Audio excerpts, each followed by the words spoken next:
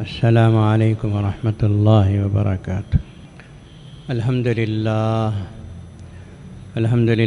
نحمده ونستعینه ونستغفره ونؤمن به ونتوکل علیہ ونعوذ باللہ من شرور انفسنا ومن سیئات اعمالنا من يهده اللہ فلا مضل له ومن يضلله فلا هادی له ونشهد أن لا إله إلا الله وحده لا شريك له ونشهد أن سيدنا ونبينا ومولانا محمدا عبده ورسوله قال الله تبارك وتعالى أعوذ بالله من الشيطان الرجيم بسم الله الرحمن الرحيم إن الله يأمركم أن تؤدوا الأمانات إلى أهلها وإذا حكمتم أن تحكموا بين الناس بالعدل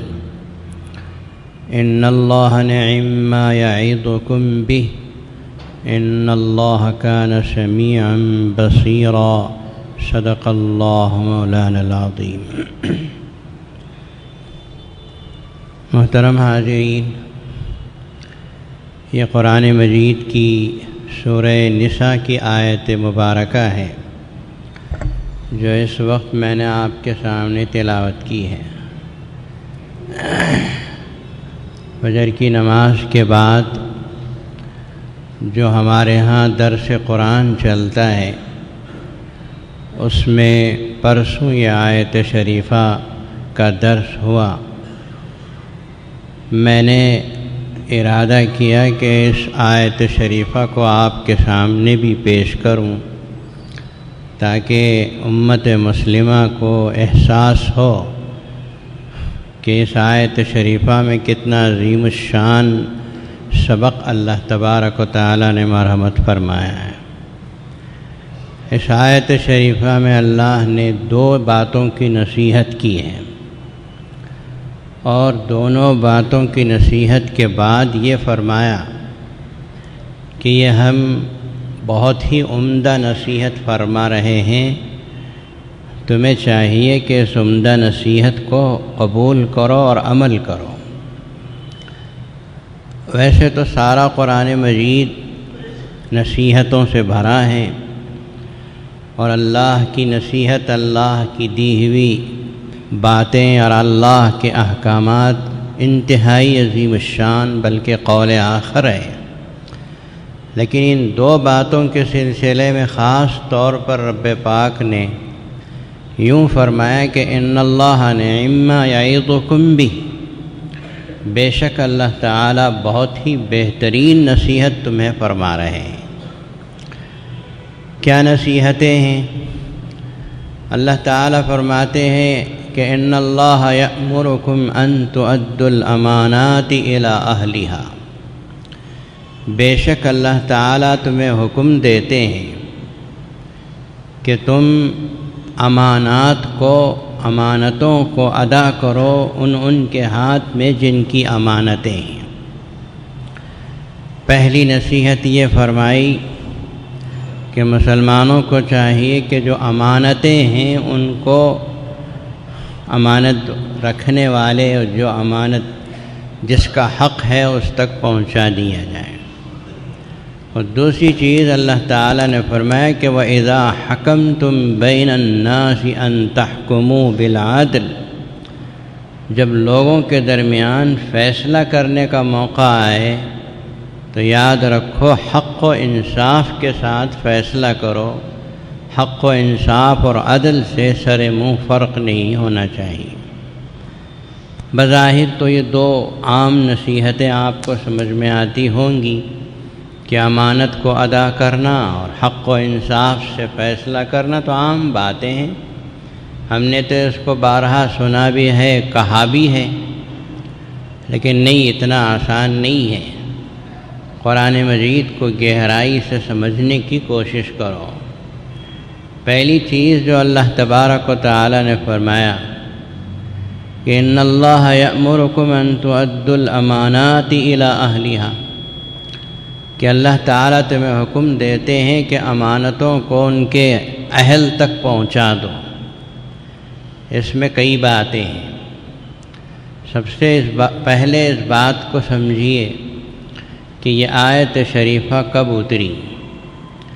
روایتوں میں ہے، تفسیر مظہری وغیرہ میں موجود ہے کہ نبی کریم صلی اللہ تعالیٰ علیہ وسلم ہجرت فرمانے کے لیے تیار ہیں، رات میں ہجرت فرمانے والے ہیں۔ دوپہر میں خلاف معمول اللہ کے نبی صلی اللہ علیہ وسلم کعبۃ اللہ حاضر ہوئے، اور جس کے پاس کعبے کی کنجی تھی یعنی عثمان بن طلحہ، ان سے فرمایا کہ ذرا کعبہ کھول دو، میں 2 رکعت نماز پڑھنا چاہتا ہوں۔ اس وقت تک حضرت عثمان بن طلحہ مسلمان نہیں ہوئے تھے۔ انہوں نے کہا کہ ہم نہیں کھولیں گے، آپ کے لیے دروازہ نہیں کھلے گا۔ تو نبی کریم صلی اللہ علیہ وسلم نے فرمایا سوچ لو، یہ ایک وقت ایسا آئے گا کہ کنجی میرے ہاتھ میں ہوگی اور تم میرے سامنے مجبور کھڑے رہو گے، اور میں جسے چاہے وہ کنجی ادا کر سکوں گا۔ عثمان بن طلحہ مسکرائے، اس وقت مسلمان نہیں تھے۔ انہوں نے کہا کہ یہ کبھی ہونے والا ہے؟ جس دن یہ ہوگا تو اس دن قریش کے لیے ذلت کا دن ہوگا۔ یہ کہہ کر عثمان بن طلحہ نے بعض روایتوں میں ہے کہ دروازہ کھولنے سے انکار کر دیا، اور رسول اللہ صلی اللہ علیہ وسلم رات کو ہجرت فرما کر مدینۃ المنورہ تشریف لے گئے۔ اور پھر تاریخ کے 10 سال گزرے، نبی کریم صلی اللہ تعالیٰ علیہ وسلم فاتح اعظم بن کر مکۃ المکرمہ میں داخل ہوئے۔ اب مکے میں خون نہیں بہا، اور اللہ کے نبی نے مکہ فتح کر لیا۔ کعبۃ اللہ کو 360 بتوں سے پاک کر دیا گیا، اور پھر اللہ کے نبی صلی اللہ علیہ وسلم کعبۃ اللہ کے سامنے کھڑے ہو کر عثمان کو بلایا۔ عثمان بن طلحہ شیبی خاندان کے تھے، ان سے کہا کہ لاؤ کنجی۔ انہوں نے کنجی ہاتھ میں پکڑی ہوئی تھی اور دے نہیں پا رہے تھے، اس لیے کہ معمولی چیز نہیں تھی۔ کعبۃ اللہ کی خدمت جو تھی، ایک تو سقایا پانی پلانا، حاجیوں کو زمزم پلانا، یہ بھی خاندان قریش میں تھا۔ اور یہ کعبۃ اللہ کی کنجی جو ہے یہ اس خاندان میں، شیبی خاندان میں تھی۔ سقایا پانی پلانے کی خدمت کو کہتے ہیں، سدانہ جو ہے وہ کعبۃ اللہ کی دیکھ بھال کی خدمت، یہ خدمت شیبی خاندان میں تھی۔ اب خیال یہ ہوا کہ رسول اللہ صلی اللہ علیہ وسلم سدانہ کی خدمت یعنی کعبۃ اللہ کی کنجی رکھنے اور دیکھ بھال کی خدمت بھی خاندان قریش کو عطا کر دیں۔ کنجی مانگی، نہیں دے پا رہے تھے، تو حضرت علی رضی اللہ عنہ نے ان کے ہاتھ سے چھیننا چاہا، لیکن انہوں نے ہی رسول اللہ صلی اللہ علیہ وسلم کے ہاتھ میں دے دیا۔ اور پھر اللہ کے رسول صلی اللہ علیہ وسلم نے کعبہ شریف کھلوایا، اندر تشریف لے گئے، وہاں پاک کی صفائی کی، اور پھر اس کے بعد نماز پڑھ کر باہر تشریف لائے۔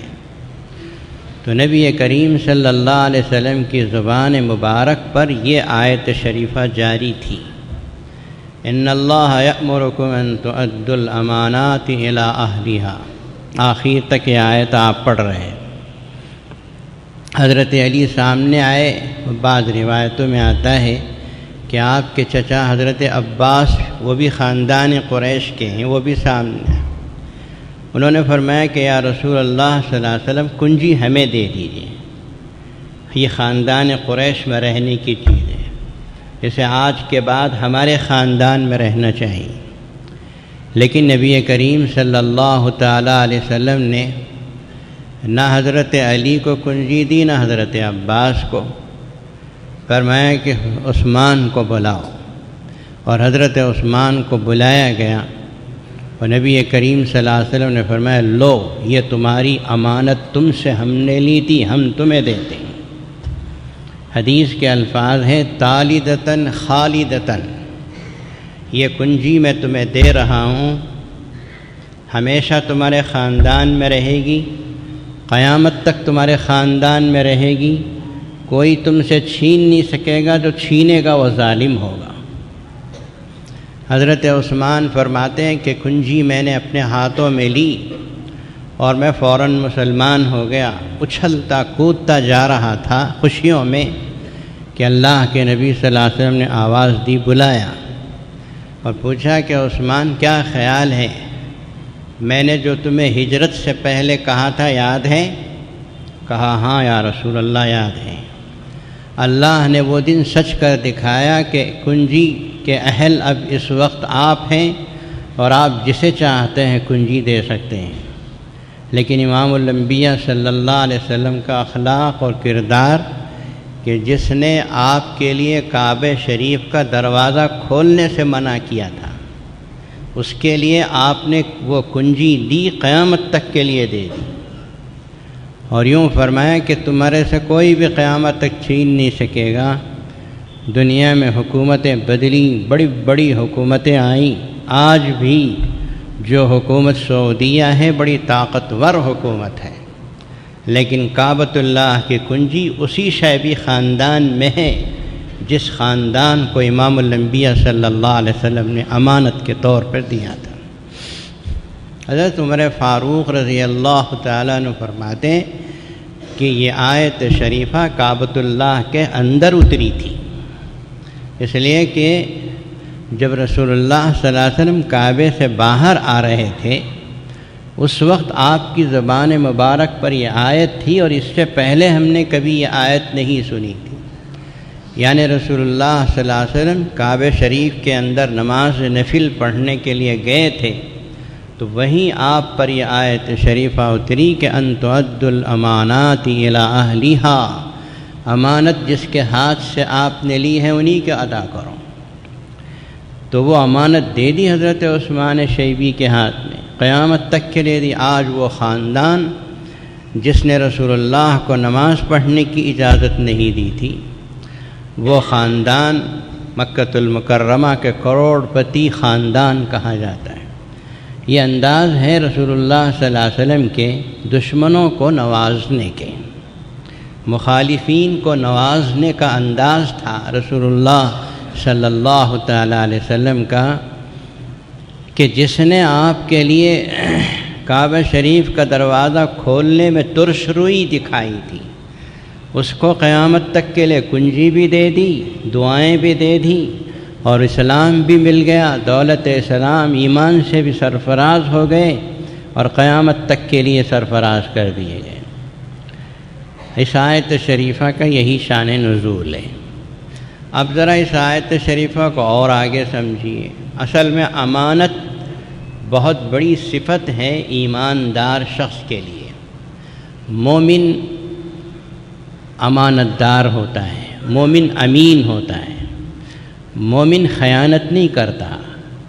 حضور صلی اللہ علیہ وسلم نے فرمایا، حضرت انس کہتے ہیں کہ جب بھی رسول اللہ صلی اللہ علیہ وسلم نے کوئی خطبہ دیا ہو اس خطبے میں یہ الفاظ ضرور ہوتے تھے، لا ایمان لمن لا امانت لہ، اس کا ایمان معتبر نہیں جس میں امانت نہیں، ولا دین لمن لا عہد لہ، اور اس کے دین کا کوئی اعتبار نہیں جو عہد کو پورا نہیں کرتا، وعدہ کر کے پورا نہیں کرتا۔ رسول اللہ صلی اللہ علیہ وسلم نے منافق کی 4 علامتیں بیان کی، اور 4 علامتوں میں سے ایک علامت یہ بھی بیان کی ہے کہ اذا اؤتمن خان، جب امانت رکھی جاتی ہے تو اس امانت میں خیانت کرتا ہے۔ یہ منافق کی علامت ہے۔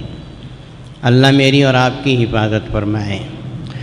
تو ایمانی تقاضا ہے کہ امانت داری کو نبھایا جائے۔ ان اللہ لا یہدی کید الخائنین، خیانت کرنے والوں کو اللہ راہ نہیں بتاتے۔ اور دوسری جگہ فرمایا ان اللہ یحب، بے شک اللہ تبارک و تعالی ان کو پسند فرماتے ہیں جو امانت داری نبھاتے ہیں۔ تو رسول اللہ صلی اللہ علیہ وسلم کے سینکڑوں حدیثیں اس بات پر شاہد ہیں کہ مومن امانت دار ہوتا ہے، خیانت نہیں کرتا ہے۔ اب رہی یہ بات کہ آیت شریفہ میں امانت کا لفظ نہیں ہے، غور کرو، بلکہ یوں ہے ان اللہ یأمرکم ان تؤدوا الامانات الی اہلہ۔ امانات جو ہے وہ امانت کی جمع ہے، کئی امانتیں، امانتوں کی کئی قسمیں ہیں۔ خالی آپ نے 10 روپے میرے پاس امانت رکھی اور میں نے اس کو واپس لوٹا دیا، یہی نہیں ہے امانت، بلکہ امانت کہتے ہیں ہر وہ حق جو انسان کے کندھے پر ہے اس کو وہ ادا کرنا ہے۔ ادا کرنا یہ امانت کا ادا کرنا ہے۔ آپ کے کندھوں پر حقوق ہیں، آپ کے ماں باپ ہیں تو ان کا حق ہے، وہ امانت ہے۔ آپ کے بیوی بچے ہیں تو ان کا حق ہے، وہ امانت ہے۔ آپ کا پڑوسی ہے تو اس کا حق ہے، وہ امانت ہے۔ آپ کے دکان میں آنے والا گراہک خریدنے کے لیے وہ آ رہا ہے تو آپ کے کندھے پر حق ہے کہ اس کے ساتھ خیر کا کام کرو، دھوکہ مت دو۔ سمجھ میں آ رہا ہے؟ یہ مثالیں میں نے پیش کی، ورنہ تو امانت ایسی چیز ہے جو پوری زندگی کے اوپر چھائی ہوئی ہے۔ خود کعبۃ اللہ کی کنجی جو عطا فرمائی تھی، یہ کوئی مال نہیں تھا، ایک منصب تھا، منصب۔ کعبۃ اللہ کی کنجی رکھنا ایک اعزاز ہے۔ یہ امانت رسول اللہ صلی اللہ علیہ وسلم نے شیبی خاندان کو عطا فرمائی، اور وہ خاندان برابر اس خدمت کو انجام دیے چلا جا رہا ہے کہ جب بھی کعبۃ اللہ کا دروازہ کھولنے کا موقع ہوتا ہے اس خاندان تک حکومت کی طرف سے لیٹر پہنچتا ہے اور اس خاندان کے افراد برابر وقت کے اوپر حاضر رہتے ہیں۔ یہ خود بھی منصب ہے۔ تو امانات کئی زندگی کے شعبے میں، سارے شعبوں کے اوپر چھائی ہوئی چیز ہے۔ بیوی امانت داری برتے اپنے شوہر کے سلسلے میں، شوہر اپنے بیوی کے سلسلے میں امانت داری برتے۔ رسول اللہ صلی اللہ علیہ وسلم نے فرمایا کہ بیویوں کے سب صفات میں سب سے عمدہ صفت یہ ہے کہ وہ اپنے شوہر کے سلسلے میں امانت داری برتے کہ اس کے مال کی حفاظت ہو۔ شوہر، اس کا جسم، اس کا چہرہ شوہر کی امانت ہے تو اس کی حفاظت کرے، کسی کے سامنے نہ جائے۔ مال ہے شوہر کا تو اس کی حفاظت کرے۔ تو پوری زندگی پر چھائی ہوئی چیز ہے امانت۔ آپ کو بادشاہ بنایا گیا تو پوری رعایا کے سلسلے میں آپ کو امانت دار بنایا گیا۔ آپ کسی کے حق کو دباتے ہیں تو آپ کو یہاں امانت داری نہیں، خیانت کرتے، یا آپ کو گھر کا بڑا بنایا گیا ہے تو آپ امانت دار ہیں سب کے لیے۔ آپ کو کسی ادارے کا سیکریٹری بنایا گیا تو آپ امانت داری نبھائیے۔ آپ کو صدر بنایا گیا، آپ کو وزیر بنایا گیا، آپ کو قاضی بنایا گیا تو امانت داری نبھاؤ، ورنہ قیامت پہ جواب دینا پڑے گا۔ حضرت سیدنا ابو ذر غفاری رضی اللہ تعالیٰ عنہ حاضر خدمت ہوئے۔ زمانہ مال غنیمت کا آنے کا تھا، پیسہ بہت آ گیا تھا۔ حضرت ابو ذر غفاری نے کہا یا رسول اللہ مجھے بھی کوئی منصب عطا کیجیے، مجھے بھی کہیں کا گورنر بنائیے، کسی جگہ کا بڑا بنائیے، جیسے آج کل لوگ چیئرمین بنتے ہیں، فلاں بنتے ہیں۔ تو نبی پاک صلی اللہ علیہ وسلم نے حضرت ابو ذر کے کندھے پہ ہاتھ مارا اور مار کے فرمایا کہ ابو ذر انک ضعیف، تو کمزور ہے، اس عہدے کو سنبھال نہیں سکتا، لوگوں کے سلسلے میں، یتیم کے مال کے سلسلے میں تم ذمہ داری نبھا نہیں سکتے، اور یہ امانت ہے، قیامت کے دن بہت پریشانیاں اٹھانا پڑتا ہے۔ مجھے تعجب ہوتا ہے کہ جب کسی کو قاضی بنایا جائے، جب کوئی سیکریٹری بنتا ہے، جب کوئی ادارے کا صدر بنتا ہے تو لوگ خوشیاں مچاتے ہیں، لوگ کوششیں کر کے صدر بنتے ہیں، سیکریٹری بنتے ہیں، قاضی بنتے ہیں، اور اخبارات میں مبارکبادیاں پیش کی جاتی ہیں، حالانکہ یہ اسلامی روح کے خلاف ہے۔ یہ اسلام میں ایسا ہے کہ کوئی شخص قاضی بننا چاہتا ہے تو رسول اللہ صلی اللہ علیہ وسلم نے فرمایا جو بننا چاہتا ہے اسے مت بناؤ، انہیں قابل نہیں ہے۔ جو بننے سے بھاگتا ہے اسے پکڑ کے بٹھاؤ، خدا اس کی مدد کرتے ہیں۔ جو بننا نہیں چاہتا، جو ذمہ داری منصب لینا نہیں چاہتا، اسے پکڑ کے بٹھاؤ، اللہ اس کی مدد کرتے ہیں۔ لیکن جو کرسی چاہتا ہے، میں بنوں گا صدر، میں بنوں گا فلاں، میں بنوں گا منسٹر، میں بنوں گا، اسے ہرگز مت بنانا، اس لیے کہ جو چاہ کر بن کر آتا ہے اللہ پاک اس کی مدد نہیں فرماتے۔ یہ مشکات شریف میں حدیث موجود۔ تو انہا امانہ، یہ امانت ہیں، ذمہ داریاں پوری امانت ہیں۔ ان امانتوں کو لینے کے بعد اگر نبھاتے نہیں ہیں تو پھر تو قیامت کے دن شرمندگی ہے۔ آپ نوجوان شادی رچا رہے ہیں اور ایک لڑکی کو آپ قبول کرتے ہیں اپنی ضرورت کے لیے، اپنے ساتھی بنانے کے لیے، اور آپ نے گویا اللہ کے رسول کے نام پہ ایک لڑکی کو اپنے لیے حلال کیا کہ آپ اس سے بات کریں گے، کھیلیں گے، تو ظاہر ہے کہ یہ امانت آپ کے ہاتھ میں ملی ہے، اسے نبھاؤ، اس میں کوتاہی مت کرو۔ اس میں کوتاہی کرو گے تو کل قیامت کے دن تم کو شرمندہ ہونا پڑے گا، ایک ایک لفظ، ایک ایک حرکت کا جواب دینا پڑے گا۔ میرے پاس بہت شکایتیں آتی ہیں، میں چونکہ تھوڑا غریبوں سے ہمدردی رکھتا ہوں، میں غریب رہا ہوں، غریب ہوں، غریبوں سے مجھے ہمدردی ہے، غریبوں کی شادیاں کرانے کی ہم تڑپ رکھتے ہیں، غریبوں کے علاج میں ہمدردی رکھتے ہیں، تو لوگ میرے پاس اپنی پریشانیاں بیان کرتے ہیں، اور بہت سی مائیں اور بہنیں بیان کرتی ہیں آ کر ہمارے پاس۔ 700 سے زیادہ شادیاں ہم نے کی ہیں۔ ان گھرانوں کے لڑکے شادیاں کرتے ہیں، ان گھرانوں کی بچیاں آ کے ہمارے پاس شکایت کرتے ہیں کہ جب تک بعض گھرانے میں تو ایسے ہیں کہ لڑکے خود ستاتے ہیں دلہنوں کو، بعض گھرانے ایسے ہیں کہ لڑکے ستاتے نہیں، لیکن لڑکا جب کام کو چلا جاتا ہے تو گھر میں جو ساس ہوتی ہے وہ ستاتی ہے، وہ زبان درازی کرتی ہے، طعنے دیتی ہے، کہیں مارتے توڑتے بھی ہیں۔ یہ کیا ہے؟ اللہ کا خوف نہیں ہے، اللہ کا ڈر نہیں ہے۔ ایک لڑکی کو تم نے اٹھا کے اپنے گھر لا لیا، ایک ماں باپ کی بیٹی تھی، اسے لا کے اپنے طور پر آپ نے اپنے گھر میں بیٹی کی طرح رکھ لیا، اپنی بیٹی کو ہنس کے بات کرتی ہیں، بہو کو طعنے دے کے بات کرتی ہے۔ کیا خدا کا خوف نہیں؟ مومن نہیں، مسلمان نہیں؟ انہا امانہ، یاد رکھو یہ امانت ہے، اس امانت میں خیانت ہوگی تو مرنے سے پہلے ہی تم لوگ اس خیانت کی سزا بھگتنا شروع کر دو۔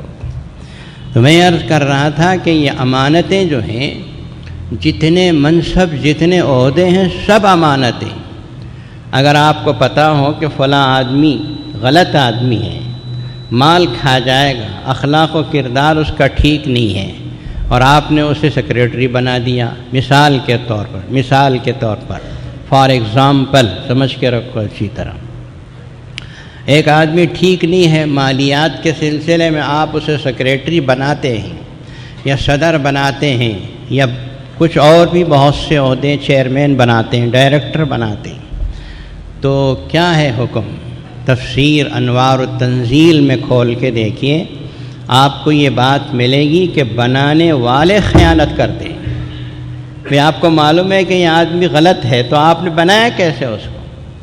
حدیث ہے، رسول اللہ صلی اللہ علیہ وسلم نے فرمایا، بخاری شریف کی حدیث ہے، اذا وسد الامر الى غیر اہلی فانتظر الساعہ، جب کوئی کام کسی ایسے آدمی کو دے دیا جائے جو اس کا اہل نہیں ہے، مثال کے طور پر آپ نے پریزیڈنٹشپ کسی کو دے دی اور معلوم ہوا کہ یہ اس کا اہل نہیں ہے، مال کے سلسلے میں کلین ہینڈ نہیں ہے، معلوم ہوا کہ اس کا کیریکٹر ٹھیک نہیں ہے، اخلاق ٹھیک نہیں ہے، اذا وسد الامر الی غیر اہلی، جب کسی ایسے آدمی کو آپ ذمہ داری دیتے ہیں جو اس کا اہل نہیں ہے، تو اب کوئی علاج نہیں ہے اس کا، اب کوئی علاج نہیں ہے۔ کیا علاج ہے؟ فانتظر الساعہ، قیامت آنے کا انتظار کرو، بس پریشانیاں ہی پریشانیاں ہیں۔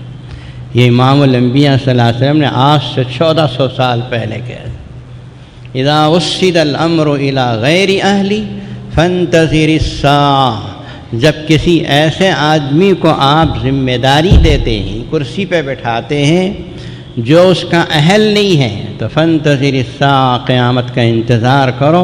آج پوری دنیا کا نقشہ یہی ہے جو رسول اللہ صلی اللہ علیہ وسلم نے فرمایا کہ نااہلوں کو کرسیوں پہ بٹھا دیتے ہیں، ظلم ہے، جور ہے، امانتیں ادا نہیں کی جا رہی ہیں، جہاں دیکھو پریشانیاں ہی پریشانیاں ہیں۔ یہ سب اسی حدیث کے مطابق ہے کہ غیر اہل شخص کو دیا جا رہا ہے، جس میں نہ خدا کا خوف ہے، نہ امانتوں کو ادا کرنے کا ذوق و شوق ہے، صرف اپنی روزی روٹی، اپنی روٹی کے اوپر مسکاں، یہ چمچماتی کاریں، فلاں اس طرح کے اغراض دنیا ہیں، اور کسی چیز کا ان کو خیال نہیں۔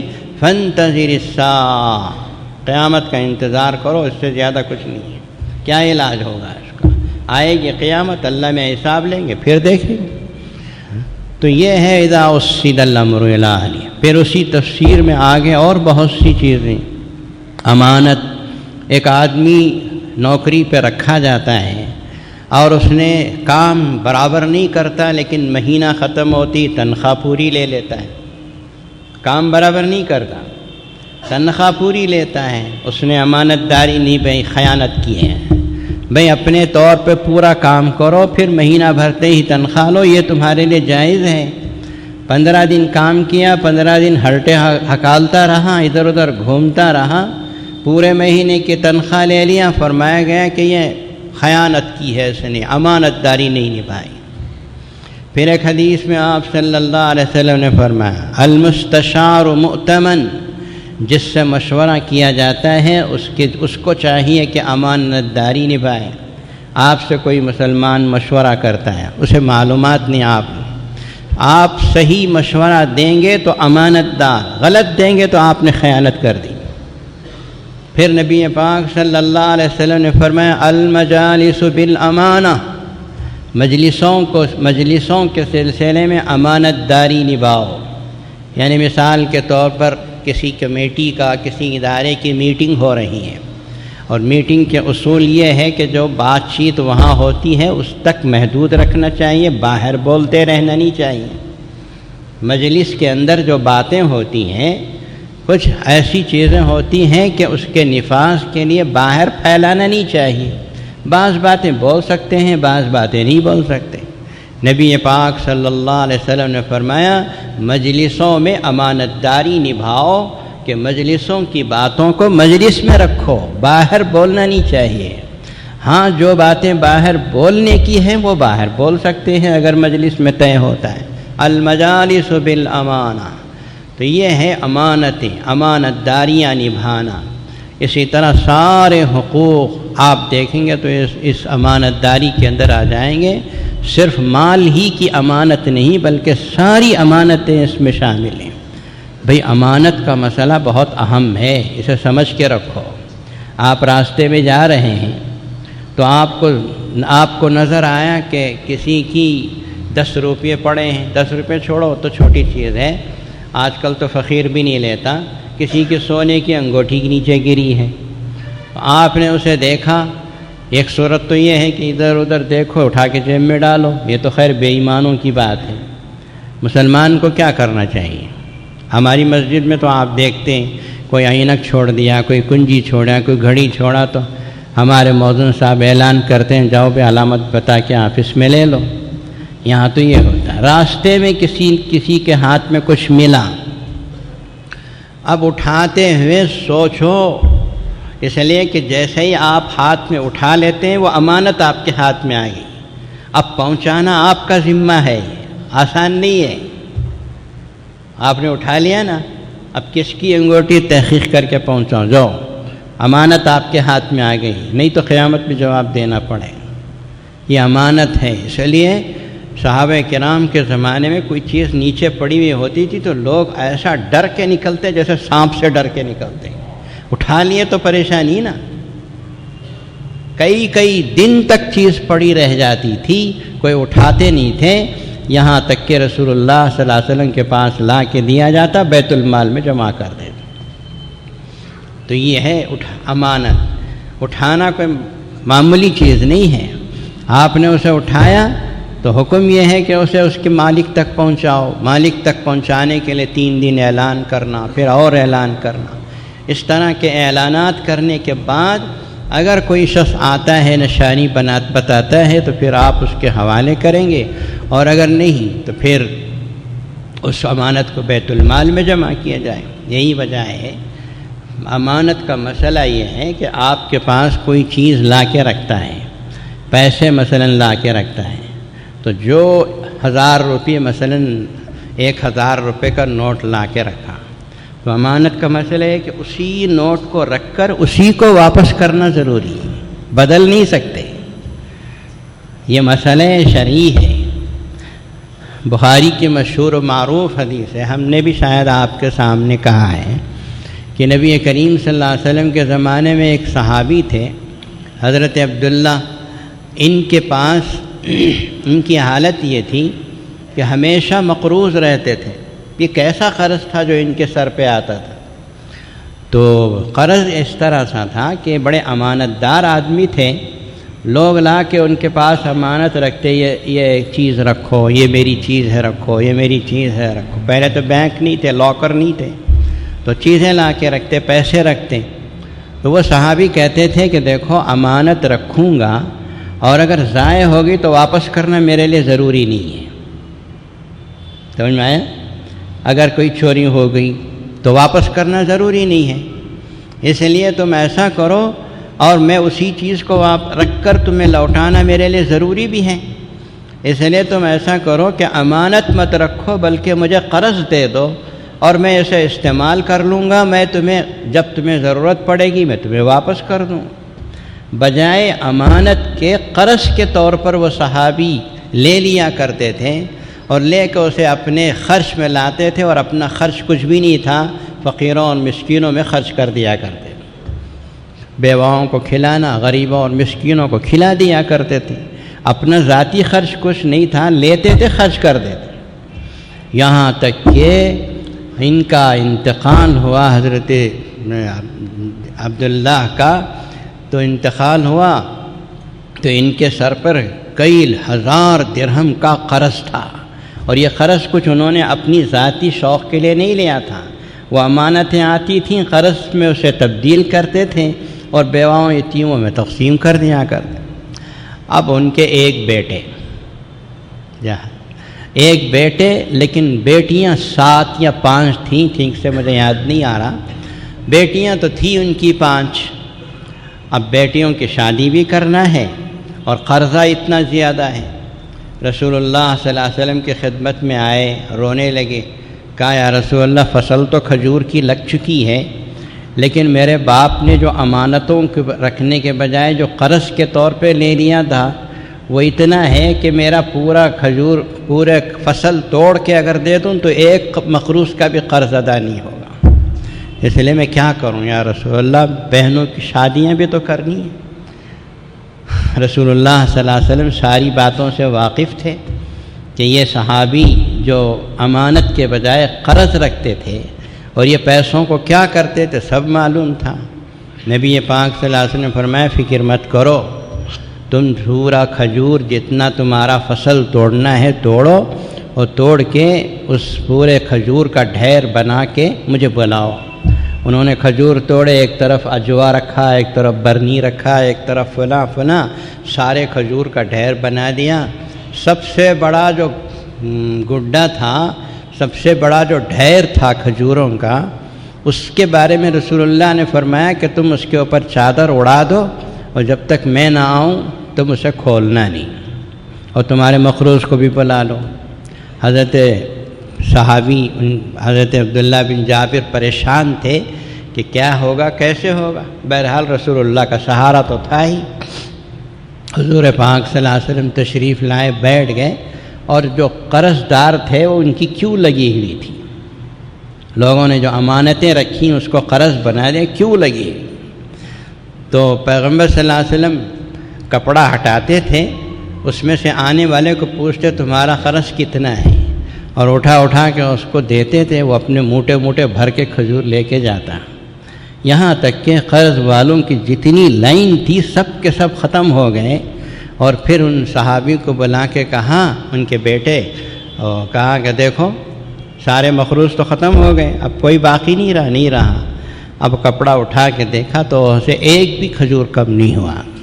فرمایا کہ لو، اس تمہارے باپ نے جو قرضہ اپنے سر پہ چڑھایا تھا وہ سارا قرضہ تو اللہ نے اپنی طرف سے چکا دیا، اب جتنا بچا ہے یہ تمہارے لیے برکت والا ہے، اس میں تم بھی کھاؤ، اپنی بہنوں کی بھی شادیاں کرو۔ تو یہ امانت والا مسئلہ میں نے عرض کیا، نیتیں اچھی ہوں تو اللہ تبارک و تعالی نوازتے ہیں، نیت صاف رکھو، امانتوں کو ادا کرنے کا ذوق و شوق رکھو، اپنے حقوق ادا کرو، ماں باپ کا کیا حق ہے، بھائی بہنوں کا کیا حق ہے، اسی طرح بیوی کا کیا حق ہے، بیٹی کا کیا حق ہے، حقوق ادا کرو۔ بہنوں اور بیٹیوں کے حقوق کو دبا جاتے ہیں، لوگ کہتے ہیں کہ ہمارے باپ نے ہماری بہنوں کی شادیاں کر دیں، اب وراثت میں ان کا حصہ نہیں ہے، یہ کیسے ہو سکتا ہے؟ کہیں ایسا ہو سکتا ہے؟ ابھی میں نے قریب میں ایک صاحب سے سنا کہ انہوں نے کہا کہ ہماری مسئلہ آیا 25 لاکھ روپے کو گھر بک رہا ہے، بہنوں کو حق نہیں ملے گا۔ کیوں نہیں ملے گا؟ باپ نے اپنی زندگی میں شادی کر لی اس لیے وراثت میں حصہ نہیں۔ کہاں ہے یہ مسئلہ؟ قرآن و حدیث کے خلاف مسئلہ بیان کرتے ہو۔ قرآن و حدیث کے خلاف مسئلہ بیان کرنے والے کو قرآن نے ظالم کہا، کافر کہا، فاسق کہا ہے۔ وَمَن لَّمْ يَحْكُم بِمَا أَنزَلَ اللَّهُ فَأُولَٰئِكَ هُمُ الْكَافِرُونَ فَأُولَٰئِكَ هُمُ الْفَاسِقُونَ فَأُولَٰئِكَ هُمُ الظَّالِمُونَ۔ ایک ہی صفحے میں یہ تینوں آیتیں موجود ہیں، سوچ سمجھ کے زندگی گزارو۔ 4 دن کی زندگی کے لیے اور تھوڑے سے نفع کے لیے اللہ کو ناراض کر کے اپنی قیامت کو برباد مت کرو۔ اللہ تعالیٰ آیت شریفہ کا اور دوسرا حصہ بھی باقی ہے، انشاءاللہ آئندہ جمعہ عرض کریں گے۔ آئیے اللہ پاک سے دعا کریں کہ اللہ تعالیٰ ہمیں توفیق دے کہ امانتوں کی پوزیشن کو صحیح سمجھ کر سارے حقوق کو ادا کرنے کی اور اللہ تبارک و تعالیٰ کے سامنے جا کر شرمندہ ہونے سے بچنے کی مجھے اور آپ کو اور پورے ملت اسلامیہ کو طاقت و توفیق عطا فرمائے۔ محترم حاضرین، جیسا کہ آپ حضرات جانتے ہیں، یہ خود جو آپ 5 روپے 10 روپے جہاں چادر میں ڈال کے جاتے ہیں، یہ بھی تو آپ کی امانت ہی ہے۔ یہ جو آپ 5-10 روپے چادروں میں ڈالتے ہیں یہ بھی امانت ہی ہے۔ ہاں، اس امانت کو اٹھا کر جو شکل بنائی گئی ہے جامع علوم، یہاں جامع علوم ہے، بنی کپا کا جامع علوم ہے، کروڑوں کی امانت، یہ امانت ہے۔ یہ جامع علوم کے جو املاک ہیں، کروڑوں روپے کی املاک، یہ امانت ہے امت مسلمہ کی، قیامت تک کے لیے مسلمانوں کے استعمال میں آئے گی۔ اور اللہ تبارک و تعالی دعا کیجئے کہ اللہ تعالیٰ ان لوگوں کو جزائے خیر دے جنہوں نے ان 5-5 10-10 روپے کو جمع کر کے، اس قطروں کو جمع کر کے سمندر بنا دیا۔ کبھی موقع ملے، بہتوں نے تو دیکھا ہے، جاتے ہیں رمضان میں بھی آتے ہیں، کبھی موقع ملے جو لوگ نہیں گئے ہیں وہ بنی کپا کو جائیں، وہاں دیکھیں کہ آپ کے 5-5 10-10 روپیوں نے کیا شکل اختیار کی۔ ایک ایک عمارت 60-70 لاکھ روپے کی بنی، جو اب کئی کروڑ روپے کی شکل اختیار کر چکی ہے۔ انہا امانہ، یہ امت کی امانت ہے، اور انشاءاللہ العزیز ہم اللہ سے ہمیشہ دعا کرتے ہیں، آپ بھی کرو، کہ قیامت تک اللہ تعالیٰ اس امانت کو ان ہاتھوں میں پہنچائے جو اس امانت کو کبھی ضائع ہونے نہ دے۔ کبھی بھی کوئی بھی غلط قسم کا آدمی اس میں قدم رکھنے نہ پائے، یا کوئی حسد کرنے والا، کوئی بغض رکھنے والا، کوئی شر کا جذبہ رکھنے والا۔ ہمیشہ ہم دعا کرتے ہیں، آپ بھی دعا کریں کہ اللہ تبارک و تعالیٰ اس امانت کو امت کی ہمیشہ بچائے رکھیں۔ اللہ تعالیٰ آپ کی مدد، نصرت و اعانت کو شرف قبولیت عطا فرمائے، اس کو قبول فرما کر اللہ تعالیٰ امت مسلمہ کے لیے خیر کے، عافیت کے فیصلے فرمائے، ہماری پریشانی کو دور فرمائے، ہماری اولاد و آفات کو اسلام و قرآن سے وابستہ فرمائے، اور مرنے کے بعد اللہ تعالیٰ ہم سب کے لیے ذریعہ نجات بنائے۔ وآخر دعوانا الحمدللہ۔